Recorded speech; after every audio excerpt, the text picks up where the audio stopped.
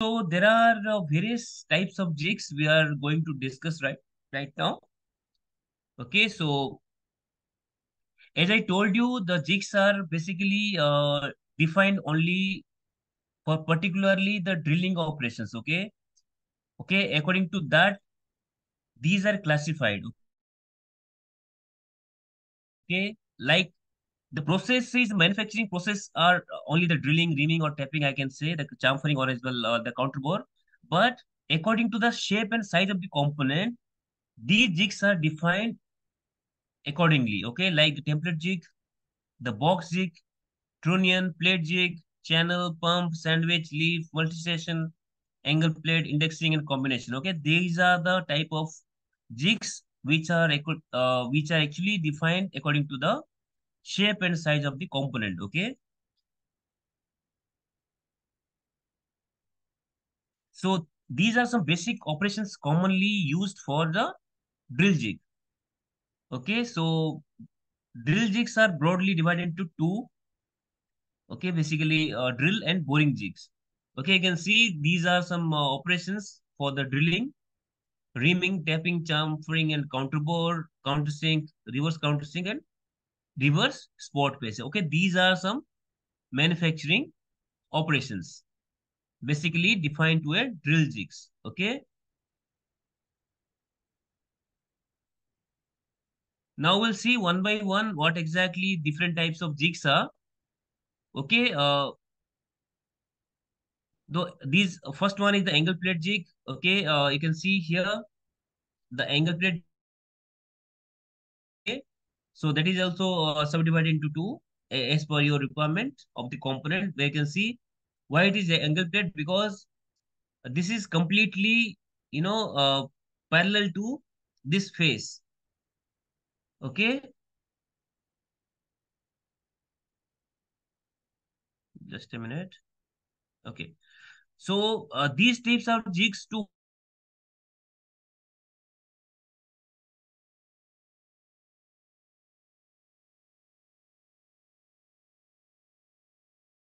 these are the clamping pressure to hold the workpiece. This is your workpiece, which is sectioned.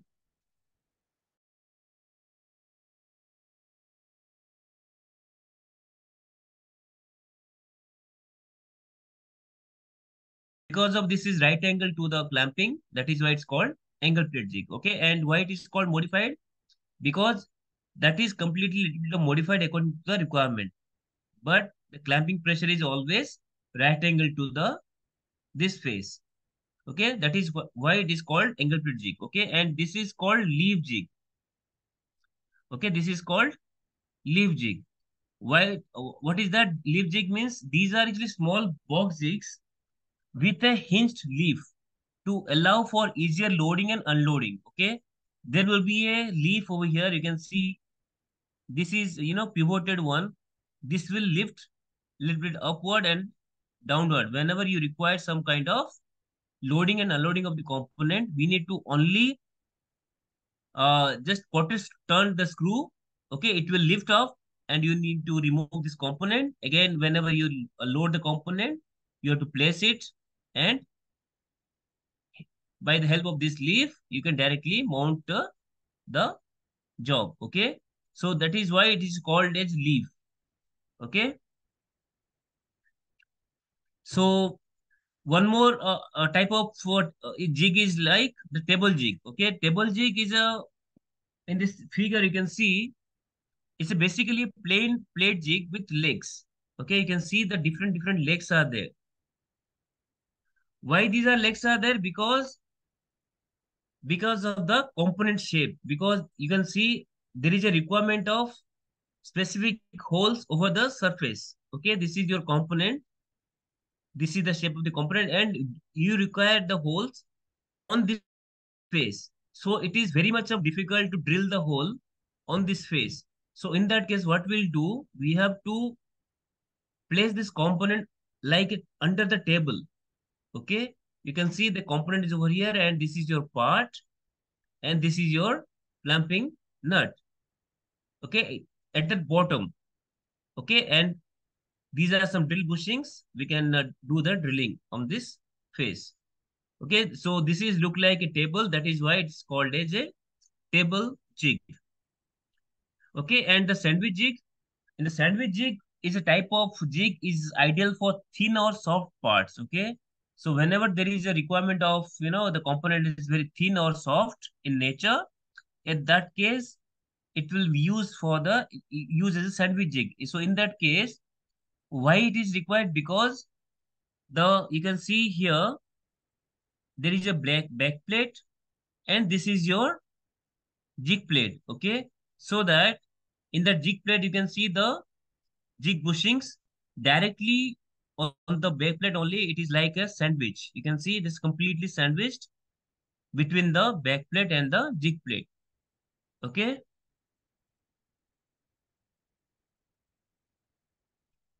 and there are some box jigs as well. So whenever these types of jigs are, why it is required? Because in this component you can see this is your component and it has requirement of various holes at various sides. You can see there is a hole this side, this is a hole this side. You can see these are the holes at different sides. So in that case, a box jig can be more useful because in that you can see here there are some jig fits are being used. Okay, you can whenever some if you want drillings from this side, you have to place by the help of this jig fit. If you want drilling from this side, you have to place from this side. If you want drilling from this side, then you have to place with the this jig fit. Okay, so by rotating the box, you can do the number of drillings as per your requirement. Okay,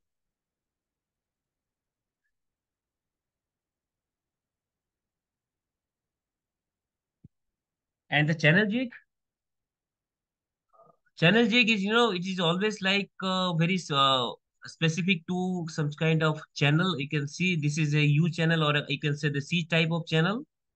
Okay, this is the always required only if there is two references are there. You can see this face is directly connected to this edge. Also, this directly rested to this surface as well. So in that component, whenever it's required such kind of job, in that case, a channel jig can be used. Okay. So the next one is the plate jig. Plate jig is directly, you can see here, the component is directly placed upon a jig plate. Okay. And you can see this is your clamping. And these are actually, this you can see the part is located with these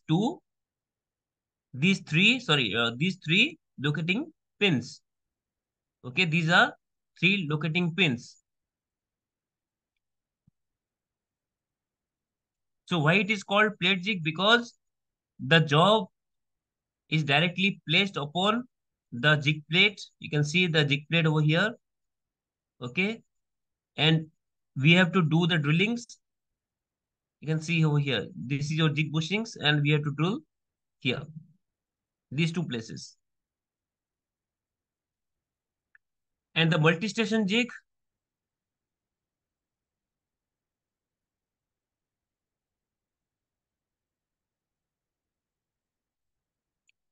Okay. So the multi-station jig is used. So whenever is required, let's say I will give you some example for the use of multi-station jig. Let's say one component is required a drilling process, reaming process, and counterbore process. A specific component requires three manufacturing activities. Okay, so in that case, you can see there is a four stations. Okay, you can see one station is for loading, unloading, one is for drilling operation, one is your reaming operation, and the fourth one is your counterbore operation. So in that case, how it will be done?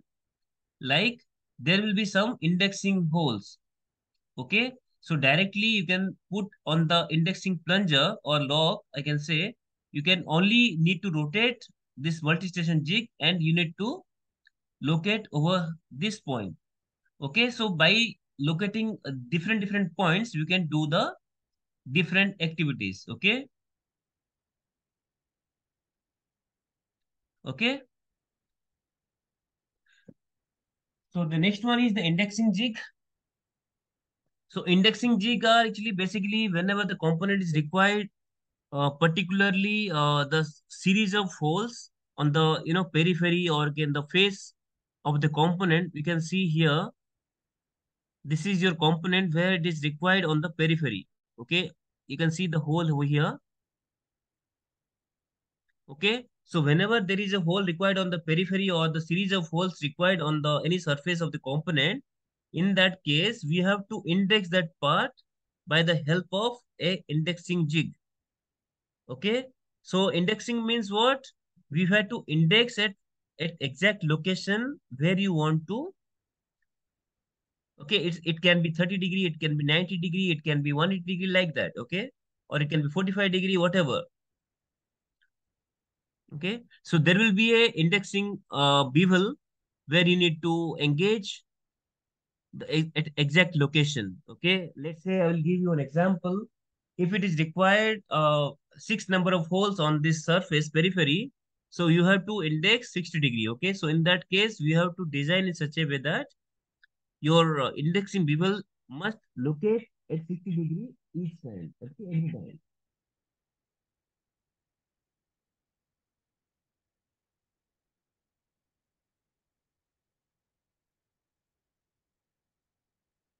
Okay, so the next one is the pump jig. Pump jig is like we can say this is kind of extended version of sandwich jig. Okay, because you can see over here the component also sandwich from the top plate with the base. Okay, why it is like it is also called as a universal jig as well. Why it is called universal? Because the various operations can be performed.